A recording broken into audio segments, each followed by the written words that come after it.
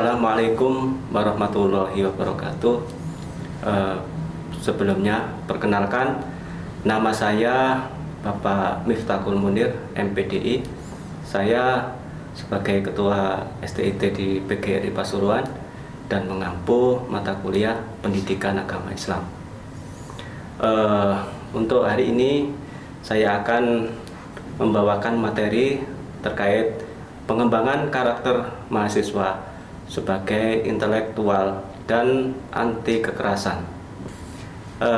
Perlu kita ketahui yang pertama yakni terkait dengan pengertian pendidikan karakter. Jadi pendidikan karakter itu adalah merupakan pendidikan nilai, pendidikan budi pekerti, pendidikan moral, pendidikan watak yang bertujuan mengembangkan kemampuan peserta didik untuk memberikan keputusan baik buruk, memelihara apa yang baik, mewujudkan dan menebarkan kebaikan itu dalam kehidupan sehari-hari dengan sepenuh hati. Dan kita harus memahami terkait dengan apa sih tujuan pendidikan karakter.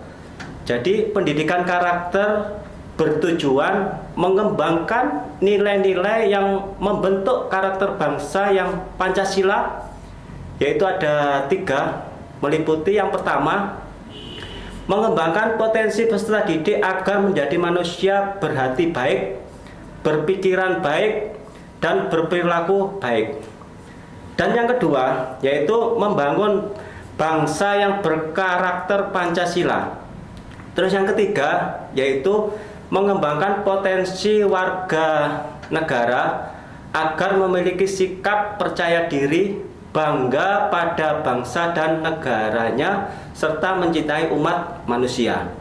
Jadi pendidikan karakter itu pada intinya bertujuan membentuk bangsa yang tangguh, kompetitif, berakhlak mulia. Nah, akhlak mulia itu sangat penting sekali dalam kehidupan kita itu sebagai manusia, sebagai hamba Allah itu.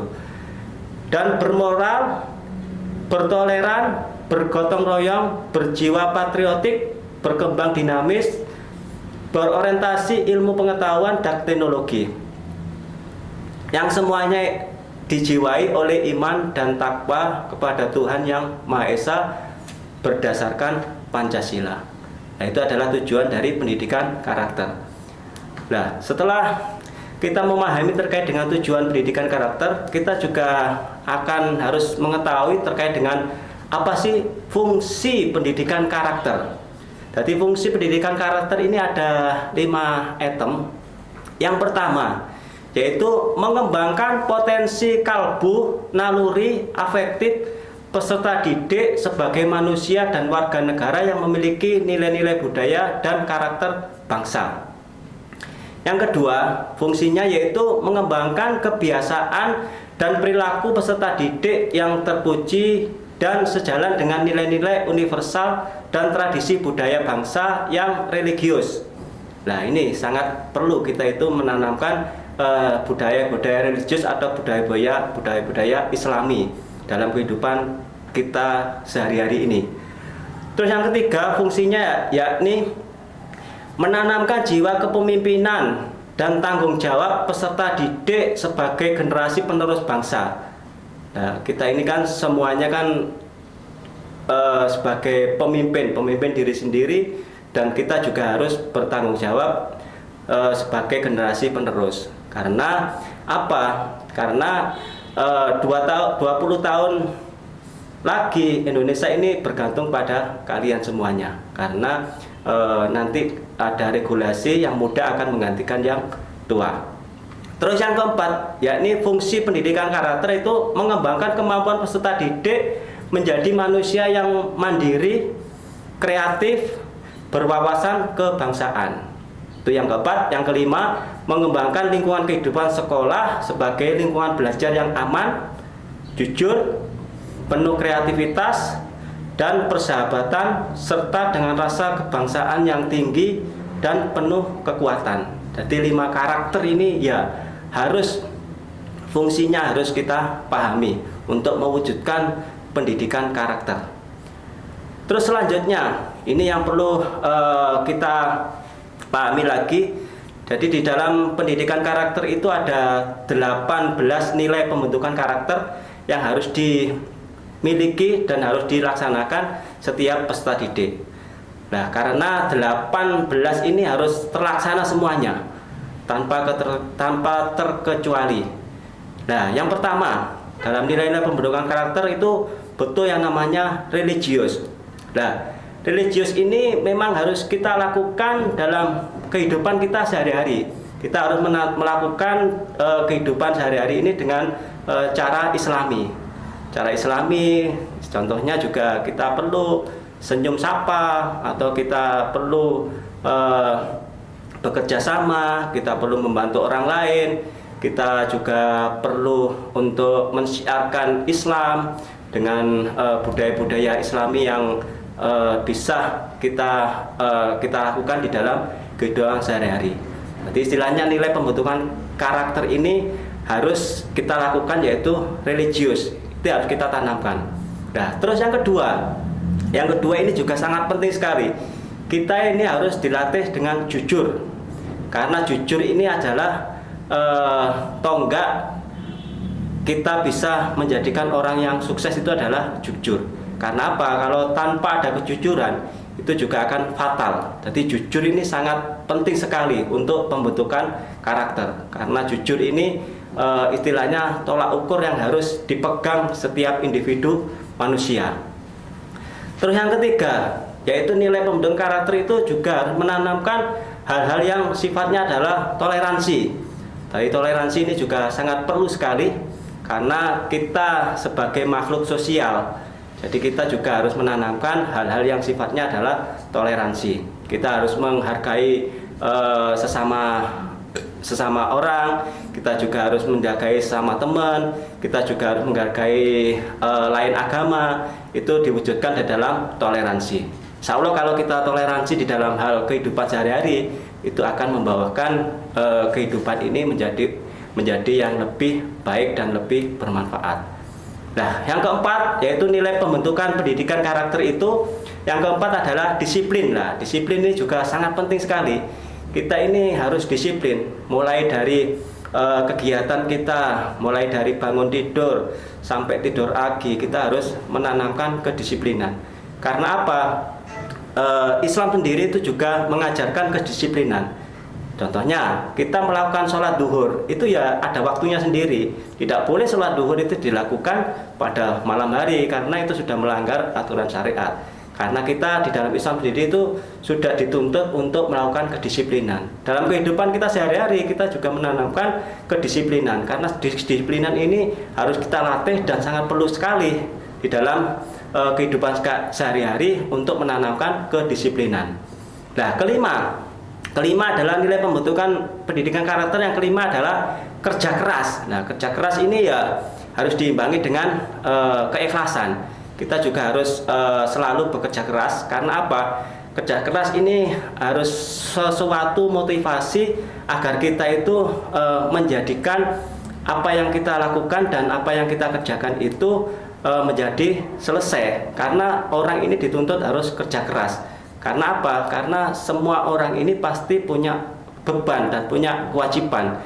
Dan kewajiban itu harus dilaksanakan dan dikerjakan dengan sesungguh-sungguhnya. Oleh sebab itu kerja keras ini perlu kita tanamkan di dalam kehidupan kita sehari-hari untuk mewujudkan pembentukan pendidikan karakter.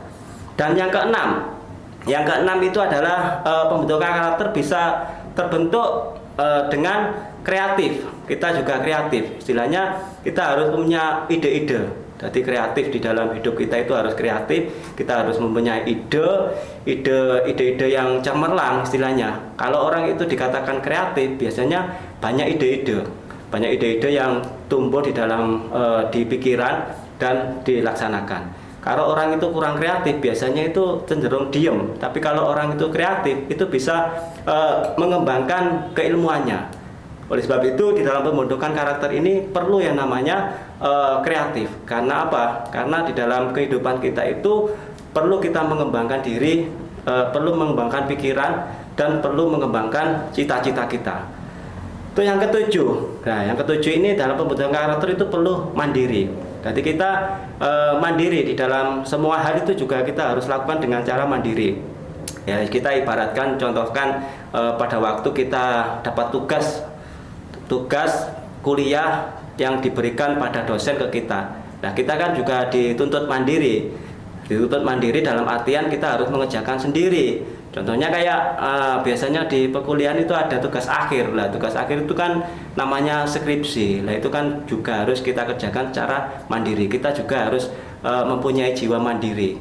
Tapi ya tetap kita namanya makhluk sosial, ya tetap kita boleh istilahnya berdiskusi, bermusyawarah atau bertanya kepada yang lebih senior, ya boleh aja. Tapi penanaman jiwa mandiri itu juga perlu kita tanamkan di dalam diri kita untuk mewujudkan pembentukan karakter. Nah, yang kedelapan yaitu demokratis. Nah, ini perlu kita itu di dalam suatu hal itu mendemokratiskan sesuatu yang di dalam kehidupan kita. Nah, terus selanjutnya yang kesembilan yaitu rasa ingin tahu. Lah, biasanya kalau orang itu kan mempunyai jiwa rasa ingin tahu, penasaran. Jadi hari ini bisanya A, besok harus meningkat bisa B, besok meningkat bisa C. Nah, rasa ingin tahu itu harus kita bangun di dalam kehidupan kita sehari-hari. Kalau kita sudah mewujudkan rasa ingin tahu, istilahnya kita penasaran. Kalau orang sudah penasaran, itu biasanya orang itu pengen mempelajari secara keseluruhan dan secara detail. Contohnya ya, ini saya contohkan pada waktu kita membaca novel lah. Membaca novel yang itu kita gemari atau kita senangi novel itu pasti nanti penasaran. Membaca satu bab, ingin tahu bab 2, ingin bab selanjutnya, dan ingin tahu sambungannya. Nah, itu adalah wujud rasa ingin tahu.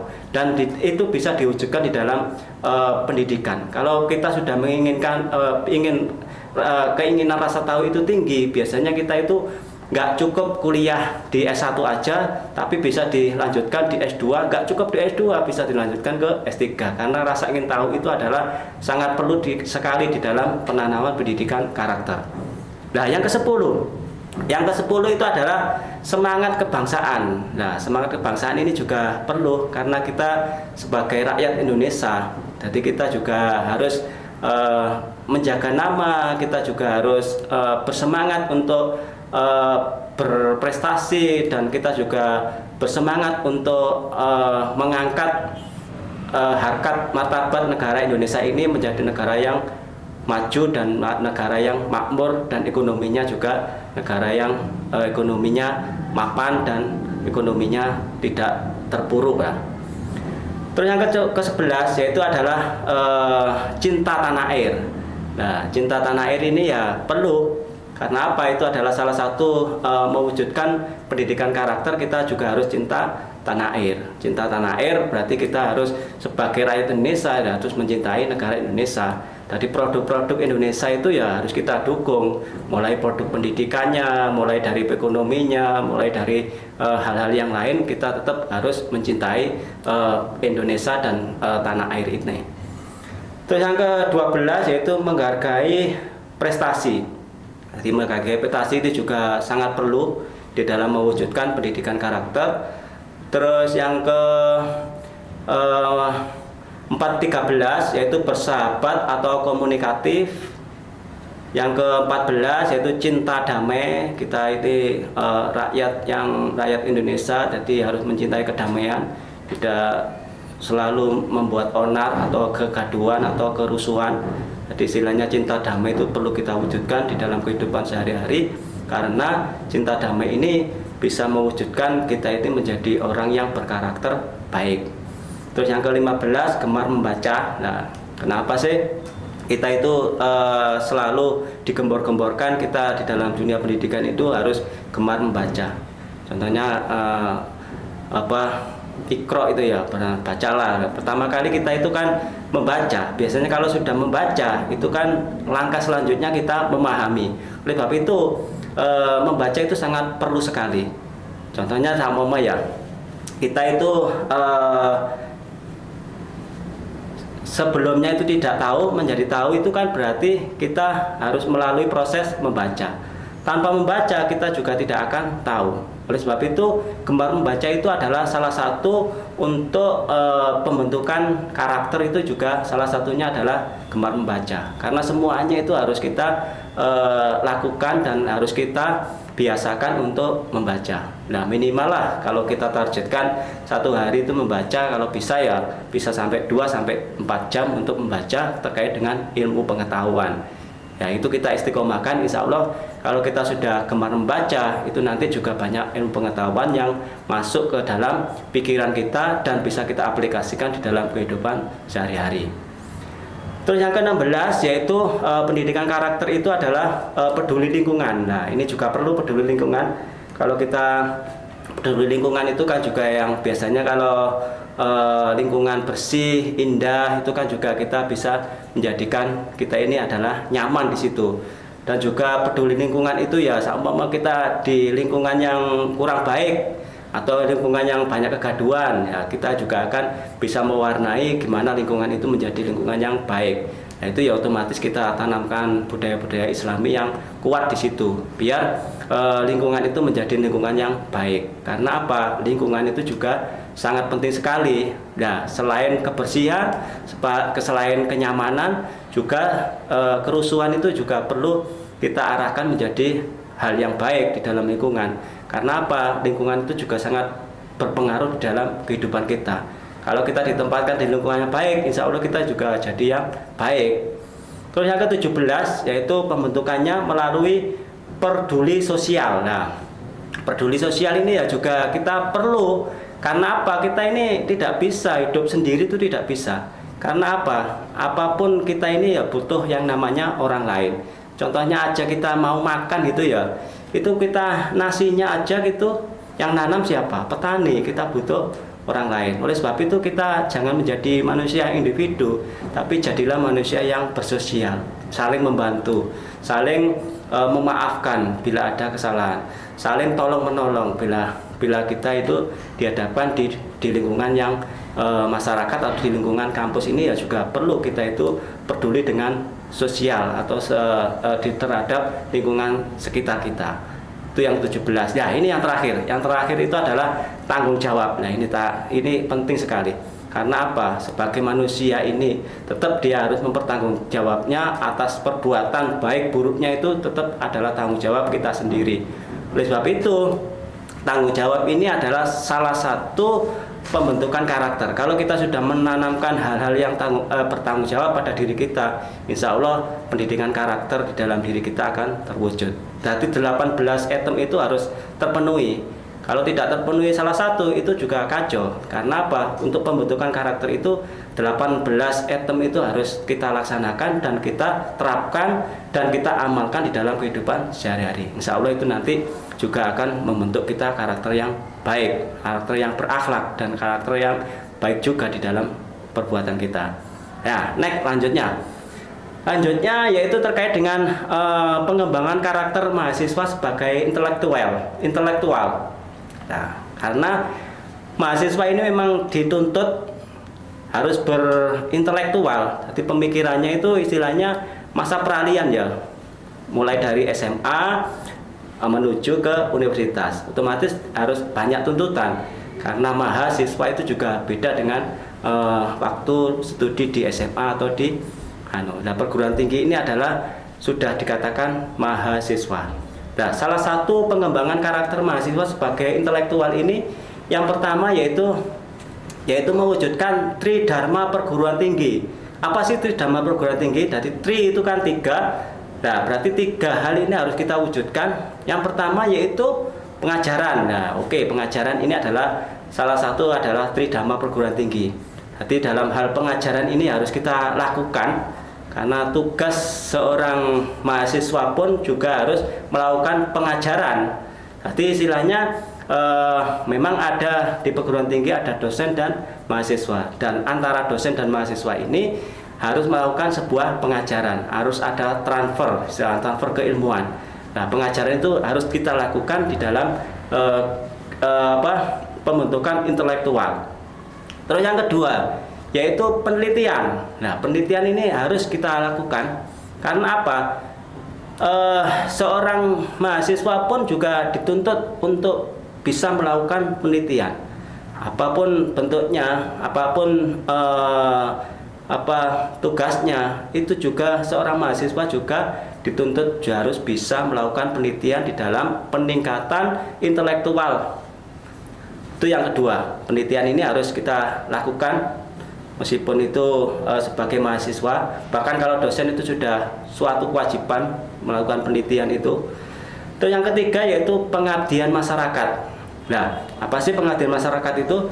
Kita harus mengabdi di masyarakat, entah itu bentuknya apa. Karena apa? Karena kita hidup ini juga akan kembali ke masyarakat. Jadi apapun yang kita lakukan untuk mewujudkan keintelektualan, kita harus abdikan diri kita ke pengabdian di dalam masyarakat. Entah itu wujudnya apa, juga banyak sekali. Bisa aja pengabdian masyarakat itu kita lakukan, kita aktif di dalam kehidupan masyarakat seperti jamiah tibaiyah, itu yang istilahnya itu juga di masyarakat ini sudah digaungkan setiap malam Jumat biasanya, dan kegiatan-kegiatan yang ada di masyarakat kita tetap harus mengabdi dan memberikan masukan terhadap masyarakat terkait dengan kegiatan-kegiatan yang ada di masyarakat. Terus berikutnya yaitu pengembangan karakter mahasiswa sebagai intelektual itu juga bisa kita lakukan dengan budaya organisasi atau budaya kehidupan kampus. Nah, sebagai mahasiswa otomatis bisa terbagi menjadi 3 hal ya. Yang pertama, dia pasti ada di lingkungan kampus, entah itu 8 jam atau sepertiga hidupnya itu tetap dia di dalam kehidupan kampus.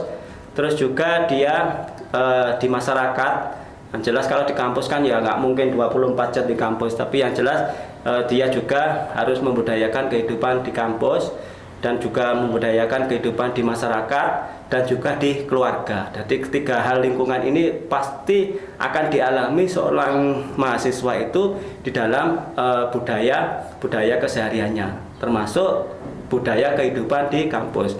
Nah, budaya kehidupan di kampus itu silakan ditanamkan hal-hal yang sifatnya adalah Islami. Jadi istilahnya kita menolong orang, menolong temannya, itu ya juga bagian dari budaya Islami. Budaya yang membiasakan budaya senyum itu juga salah satu budaya Islami. Jadi dalam budaya kehidupan kampus perlu kita tanamkan seperti itu. Atau budaya-budaya yang sering saya ketahui itu pada waktu di kampus dulu, pada saya waktu kuliah di kampus itu, kita pada waktu jam istirahat kita gunakan jam istirahat itu untuk diskusi dengan temannya, entah itu cuma 5 orang atau 6 orang, yang itu nanti ada topik yang kita bahas. Jadi kita tidak membicarakan yang hal tidak manfaat, tapi kita membicarakan hal manfaat di dalam kesehariannya di kampus itu, karena itu sangat perlu. Karena itu adalah pengembangan karakter mahasiswa sebagai intelektual. Itu kita dalam kehidupan di kampus ini ya kita biasakan dengan hal-hal yang baik. Kita manfaatkan waktu ini semanfaat-manfaatnya. Karena apa? Waktu ini bagikan uang. Kalau kita lengah 1 menit pun itu juga kita akan rugi. Oleh sebab itu di dalam budaya kehidupan kampus kita harus bisa menanamkan hal-hal yang bermanfaat dan hal-hal yang bisa bersifat Islami atau religius.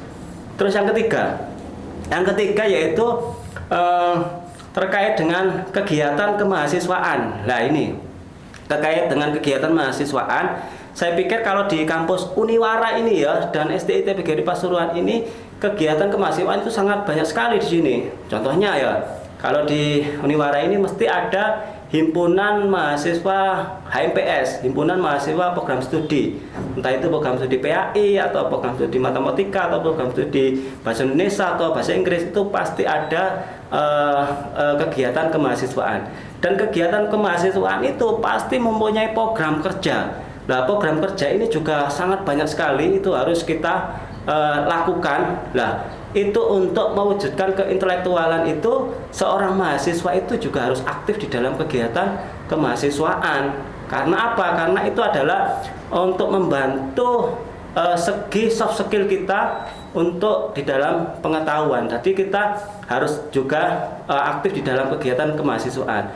baik intra ataupun ekstra. Kalau intra juga masih banyak, di sini juga ada UKM, entah itu UKM tari atau teater atau UKM olahraga atau kopma atau UKM-UKM yang lainnya juga ada di sini. Jadi kegiatan kemahasiswaan ini perlu seorang mahasiswa itu aktif. Karena apa? Seorang aktivis itu juga sangat perlu sekali. Karena apa? Kalau kita sudah aktif di dalam kegiatan mahasiswa, otomatis kita juga tidak cerdas di dalam pengetahuan aja, tapi kita juga cerdas di dalam psikomotoriknya, kita juga cerdas di dalam afektifnya. Karena apa? Yang namanya hidup itu perlu ada dua hal, ada soft skill, ada hard skill. Nah, di dalam soft skill ini itu pasti jarang kita jumpai di dalam perkuliahan yang ada di dalam kelas. Soft skill ini bisa kita jumpai yaitu di dalam kegiatan-kegiatan kemahasiswaan. Itu biasanya kita sering kita jumpai soft skill, pelatihan soft skill itu atau pengetahuan soft skill ini kita jumpai di dalam kegiatan-kegiatan kemahasiswaan. Kalau di dalam kelas atau pengajaran itu biasanya cuma dalam ranah hard skill, jadi lebih mengarah ke pengetahuan. Jadi soft skillnya agak sedikit. Tapi kalau organisasi ini lebih banyak soft skillnya itu di dalam kegiatan-kegiatan kemahasiswaan. Oleh sebab itu, untuk pengembangan karakter mahasiswa sebagai intelektual, kita juga harus aktif dan ikut serta di dalam kegiatan kemahasiswaan. Terus yang keempat itu adalah kegiatan keseharian, yaitu pembiasaan kehidupan keseharian ini, lingkungan keluarga, asrama, dan masyarakat. Jadi ini juga perlu, lingkungan keluarga itu juga sangat perlu sekali. Jadi mahasiswa itu istilahnya sudah maha ya, otomatis di dalam karakter ini juga sudah terbentuk sebelum dia kuliah. Jadi sudah di dalam keluarga pun itu harus kita biasakan di dalam pembentukan karakter. Karena keluarga yang memang sudah membiasakan karakter-karakter baik itu akan terbawa di dalam kehidupan kampus juga, atau kehidupan asrama itu juga sangat perlu sekali kita lakukan dalam kehidupan yang baik dan islami, itu juga sangat perlu sekali. Apalagi di masyarakat, kita ini tidak lepas dari tiga lingkungan ya. Ada lingkungan keluarga, ada masyarakat, ada lingkungan kampus. Jadi lingkungan masyarakat ini ya kita dalam pembiasaan kehidupan sehari-hari ya kita harus biasakan hal-hal yang baik. Karena apa? Karena kalau keluarganya mendukung, kampusnya juga kehidupannya baik, tapi masyarakatnya tidak mendukung, lingkungannya itu juga sangat membahayakan. Bisa aja itu nanti seorang mahasiswa terpengaruh dengan lingkungan buruk yang ada di masyarakat. Oleh sebab itu masyarakat ini ya kita harus pandai untuk memfilter. Kalau memang itu baik ya kita lakukan atau kita gunakan. Kalau kita jelek, itu lingkungan itu jelek atau hal-hal yang jelek, nah perlu kita filter dan tidak perlu kita ikuti. Karena apa? Kehidupan sehari-hari ini bisa mewujudkan karakter mahasiswa itu yang biar intelektual. Terus yang kelima yaitu terkait dengan budaya akademik. Nah, budaya akademik ini adalah nilai pendidikan karakter secara perspektif terbentuk dengan adanya totalitas budaya akademik, misalnya budaya religius, gotong royong, kepedulian, dan iptek. Nah ini iptek ini kita sudah mau nggak mau kita harus aktif melakukan iptek, ilmu pengetahuan dan teknologi. Kalau kita tidak ingin ketinggalan, maka kita ya harus mengikuti tren yang ada di era sekarang ini. Karena sekarang ini sudah 4.0 ya, sudah era 4.0 ini, sudah era digital. Jadi semuanya itu sudah mengandalkan handphone, mengandalkan internet, dan mengandalkan media sosial, dan mengandalkan media online. Itu sudah sekarang ini. Kalau kita tidak mengikuti zaman, maka akan tertinggal. Karena apa? Karena kemajuan iptek ini perlu kita dalami, dan perlu kita pelajari, dan perlu kita lakukan. Karena kalau kita tidak mau melakukan iptek, ya sudah akan ketinggalan zaman. Terus yang keenam yaitu tugas akademik sebagai mahasiswa. Memang kalau di dalam mahasiswa itu pasti melekat yang namanya tugas akademik sebagai mahasiswa. tugasnya mahasiswa itu ya banyak. Saya mulai dari S1, S2 itu kuliah saya itu juga nggak pernah lepas yang namanya tugas.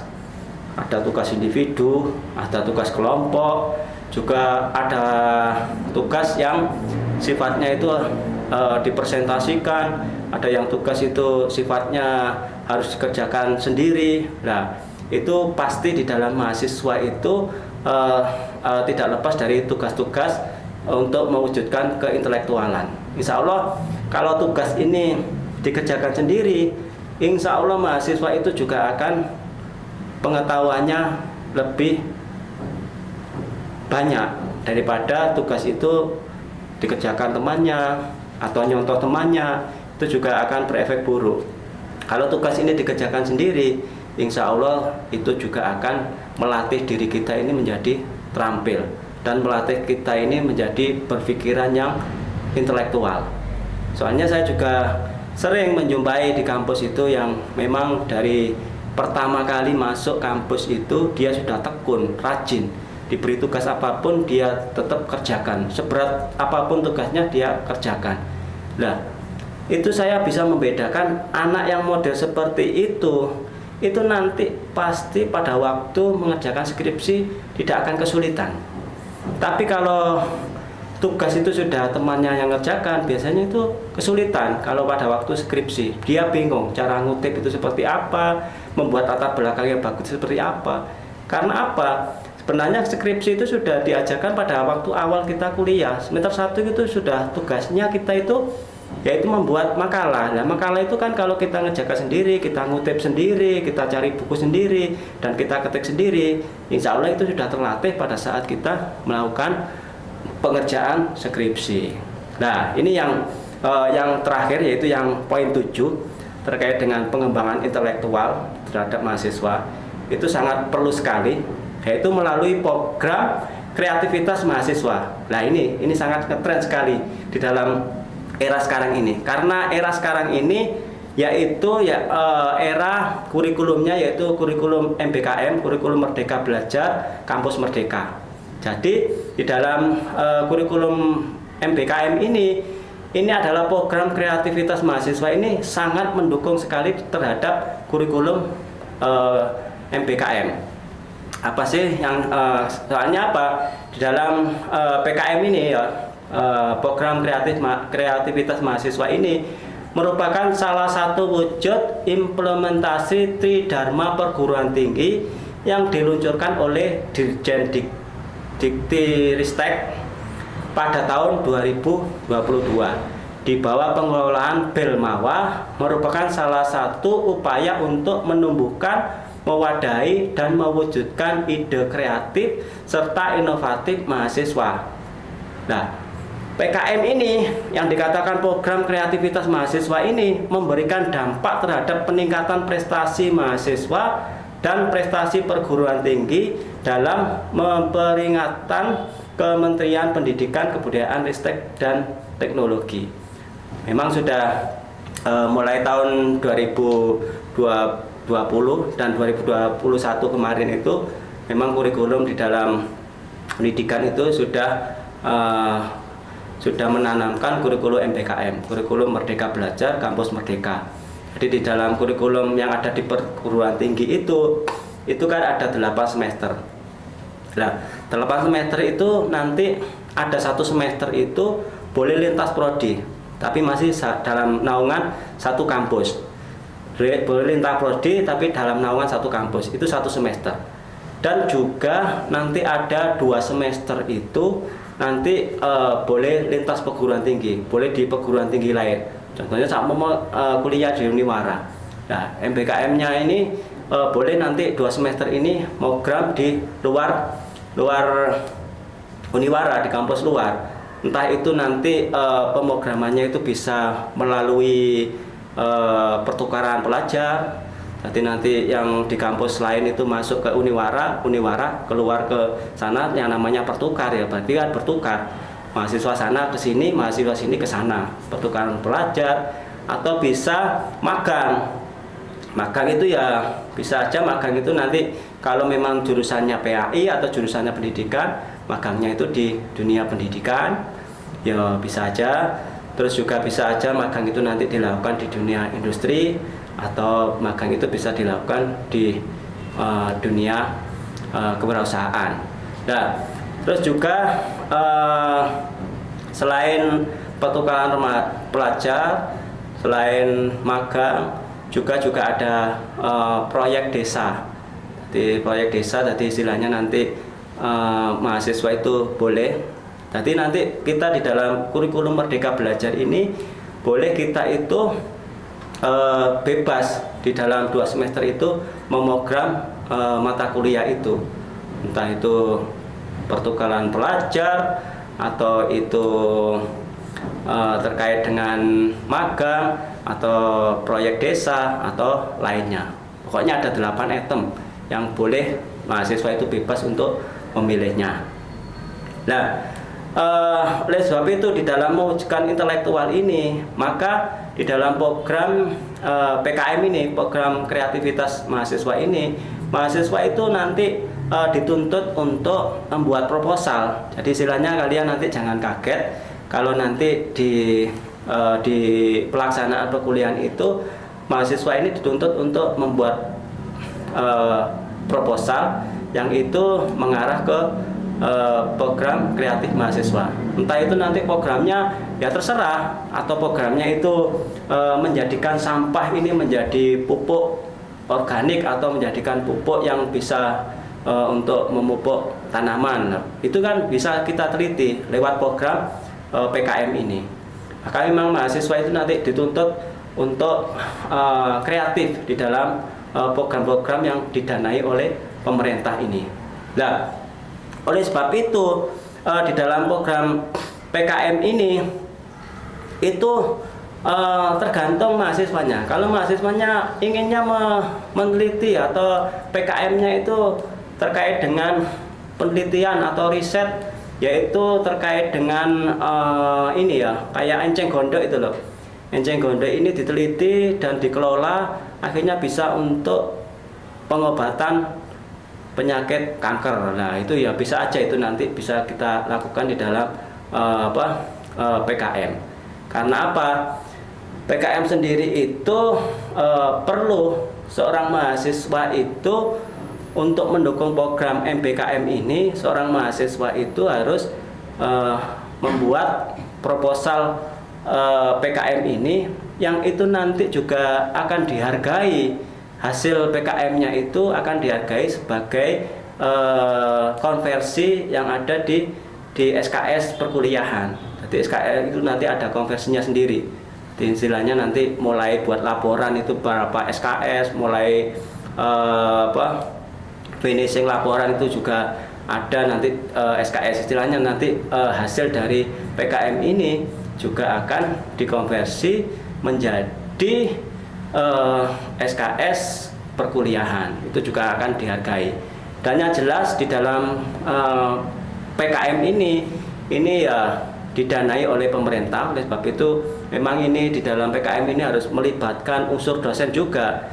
Jadi juga unsur dosen, juga unsur mahasiswa, dan juga berkelompok. Bisa aja nanti kelompoknya ya 3-5 orang kelompoknya.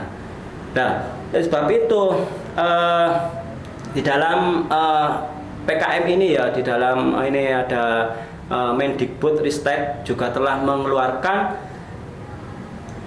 Permendikbud nomor 754/P/2020 tentang 8 indikator kinerja utama atau IKU yang menjadi landasan transformasi pendidikan tinggi di Indonesia. Ada 8 IKU. Yang pertama yaitu lulusan mendapat pekerjaan yang layak. Jadi istilahnya ini juga berefek nanti kalau kalian ini mengajukan PKM. Nah, itu nanti juga akan berefek. Karena apa? Karena ini nanti juga akan bersertifikat. Jadi nanti lulusan ini mendapat pekerjaan layak. Nanti kalau kita kreatif melakukan PKM ini, oleh sebab itu kita harus persiapkan mulai dari mahasiswa baru ini untuk selalu dan untuk bisa melakukan PKM atau program kreatif aktivitas mahasiswa ini juga perlu. karena itu nanti juga akan berdampak terhadap kelulusan kita. Insya Allah itu nanti juga akan diterima kerja di manapun kalau kita memang kreatif dan memang bisa mewujudkan PKM ini. Itu yang kedua, mahasiswa pasti mendapatkan pengalaman di luar kampus. Karena apa? Karena kalau PKM ini kan yang jelas programnya pasti di luar kampus. Jadi nanti akan mendapat pengalaman. Jadi istilahnya kita tidak dapat pengalaman di dalam kampus tok, tapi kita juga mendapat pengalaman di luar kampus. Oleh sebab itu, persiapkan mulai dini ini terkait dengan program kreativitas mahasiswa. Silakan berkreasi untuk mewujudkan kita menjadi mahasiswa atau alumni yang unggul. Terus yang ketiga yaitu dosen berkegiatan di luar kampus. Yang jelas itu ya, jadi dosen ini kan akhirnya juga jadi pendamping, akhirnya juga tidak di dalam kampus tapi juga keluar kampus. Ini juga akan melibatkan unsur mahasiswa juga. Terus yang keempat, yang jelas praktisi mengajar di dalam kampus. Jadi nanti bisa praktisi itu masuk ke kampus untuk mengajar, itu juga bisa. Karena apa?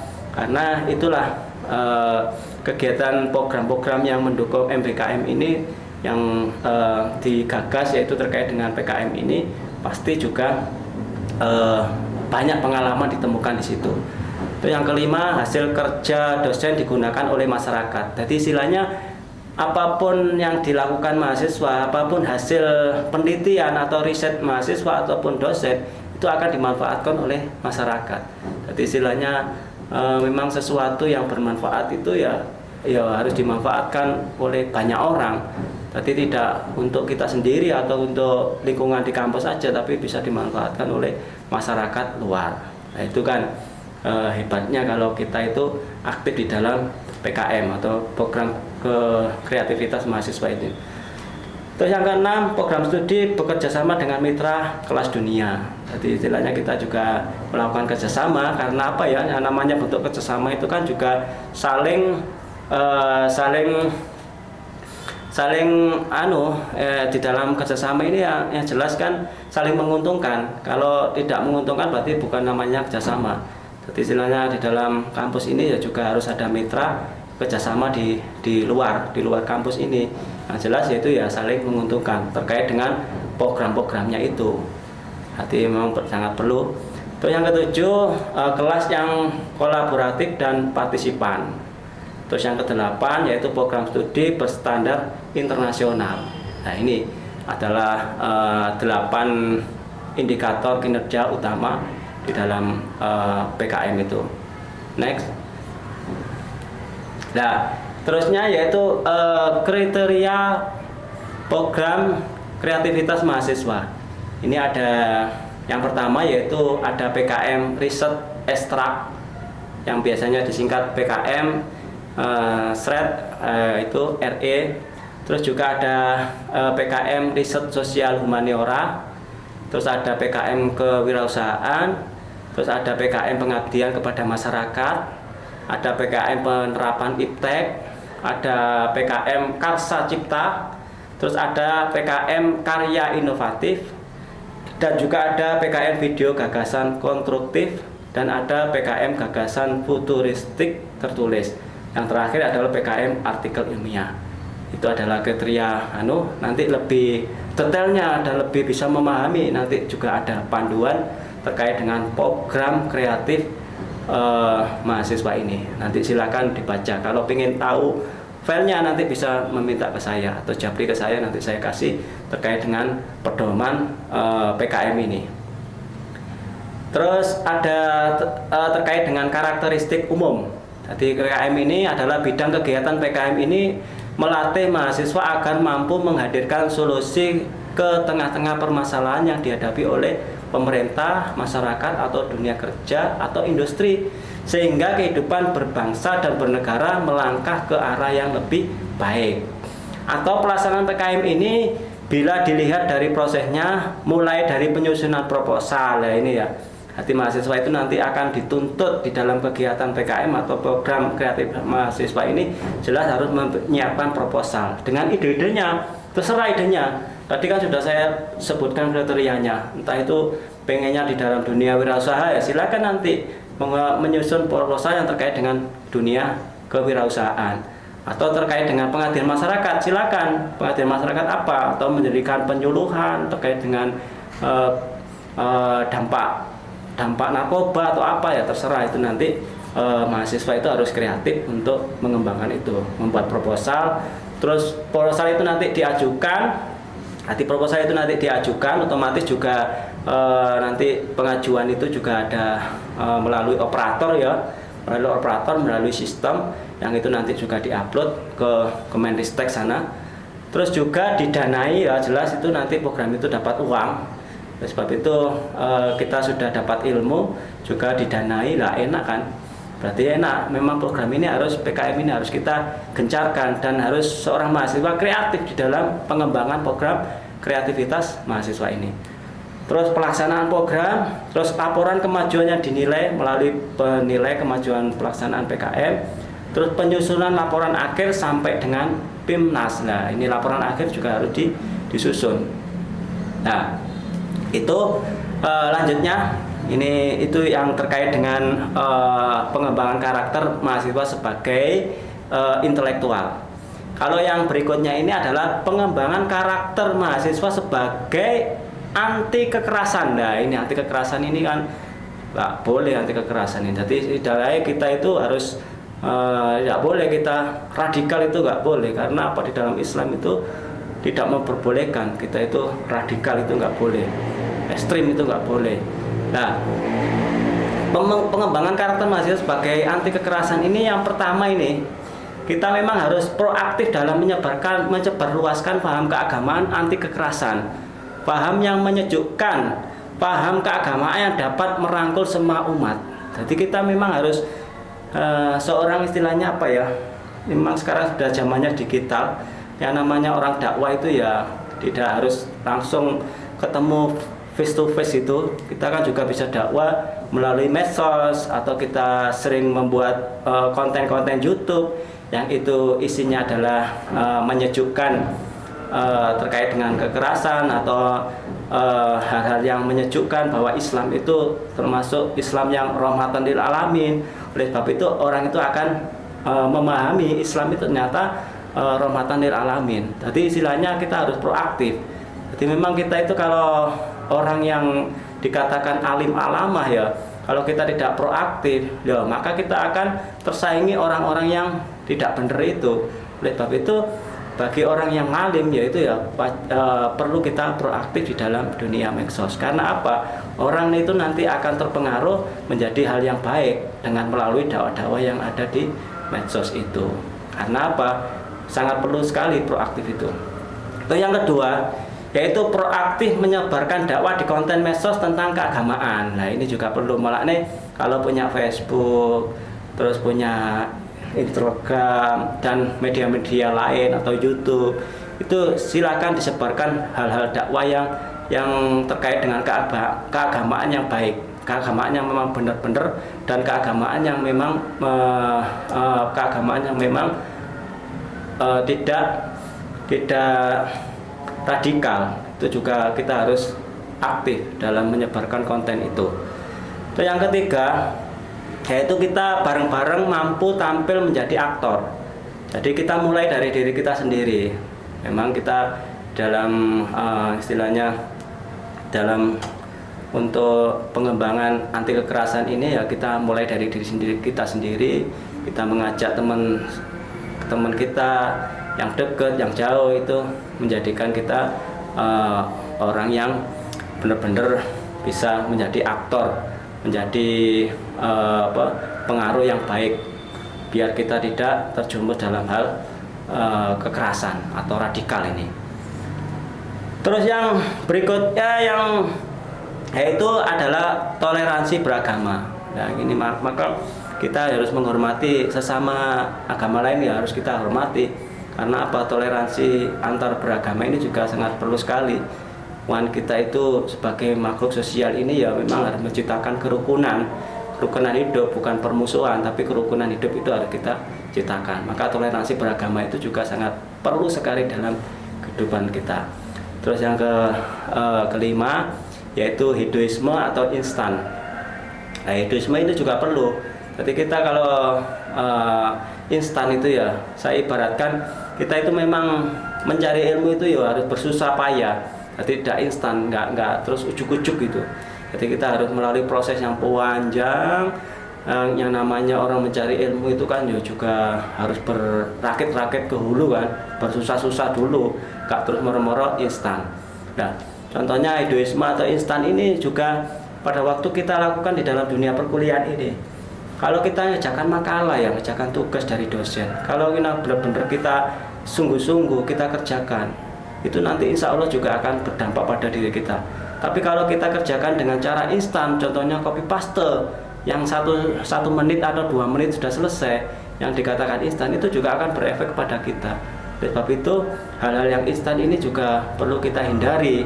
Karena apa? Karena kita harus mewujudkan yang namanya ilmu itu pasti melalui proses yang panjang. Gak ujuk-ujuk kita pinter, gak ada ilmu laduni itu moro-moro uang itu pinter, itu gak ada, ujuk-ujuk gak ada. Tapi melalui proses yang panjang. Ya memang ada ilmu laduni, tapi kan ya memang harus dilalui belajar, gak moro-moro lahir cenger langsung pinter, lahir cenger langsung ngalim, itu nggak ada ya. Memang harus ada proses panjang untuk menuju orang itu menjadi orang yang berbudi luhur, itu yang menuju proses yang panjang. Terus yang ke-6 yaitu mempelajari ajaran agama Islam dengan benar. Nah ini ya sangat penting sekali. Orang itu kalau belajarnya agama nggak benar, itu insya Allah pengaruh-pengaruh radikalisme itu gampang masuk ke dalam pikiran atau dalam hati. Kalau kita mempelajari agama ini memang dengan benar, insya Allah apa maksudnya benar itu? Maksudnya itu benar itu ya sanadnya itu jelas. Soalnya apa? Yang membawa ajaran Islam ini ya memang pertama kali itu ya sanadnya dari Rasul. Rasul nanti turun ke sahabat, terus tabiin hasil ke ulama terus. Nah, kalau kita belajarnya agama ini dengan benar, insya Allah kita tidak akan terpengaruh radikalisme. Tapi kalau kita belajarnya Islam ini setengah-setengah, nggak benar, lah ini akan radikalisme ini juga akan gampang masuk ke dalam pikiran kita, ke dalam hati kita. Kenapa ya? Mempelajari agama Islam ini kan memang juga yang namanya orang hidup itu ada 2 hal. Yang pertama itu ada makanan rohani dan ada makanan jasmani. Kalau makanan jasmani itu ya yang kita makan tiap pagi, sarapan pecel atau sarapan rawon, itu adalah terkait dengan jasmani. Kalau yang rohani ini yaitu hal-hal yang sifatnya itu adalah rohani. Jadi sifatnya adalah seperti dzikir, ngaji, melaksanakan tuntunan Islam dengan benar, itu termasuk adalah makanan rohani.